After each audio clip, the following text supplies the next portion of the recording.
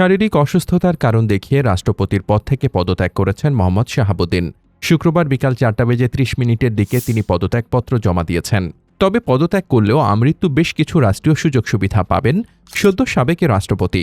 দেশের প্রচলিত আইন অনুযায়ী কোনো ব্যক্তি রাষ্ট্রপতির দায়িত্বে মেয়াদ পূর্ণ করলে অথবা অন্তত 6 মাস দায়িত্ব পালন করলে তিনি আজীবন মাসিক অবসর ভাতা পাওয়ার অধিকারী হন। এক্ষেত্রে রাষ্ট্রপ্রধান হিসেবে সর্বশেষ যে বেতন তিনি পেতেন তার 75% হারে মৃত্যুর আগ পর্যন্ত অবসর ভাতা প্রদান করা হয়। The president remuneration and privileges act 1975 অনুযায়ী অবসর ভাতার পাশাপাশি সাবেক রাষ্ট্রপতির জন্য আরও কয়েকটি সুযোগ সুবিধার বিধান রয়েছে। আইন অনুসারে তিনি একজন ব্যক্তিগত সহকারী ও একজন অ্যাটেন্ডেন্ট পাবেন। পাশাপাশি দাপ্তরিক ব্যয়ের জন্য সরকার নির্ধারিত বার্ষিক অর্থ বরাদ্দ থাকবে। এছাড়া সরকারি অনুষ্ঠানে অংশগ্রহণের ক্ষেত্রে বিনামূল্যে সরকারি যানবাহন ব্যবহারের সুবিধা, নিজ বাসভবনে একটি টেলিফোন সংযোগ এবং সরকার নির্ধারিত সীমা পর্যন্ত সেই টেলিফোনের বিল পরিশোধে অব্যাহতি পাবেন।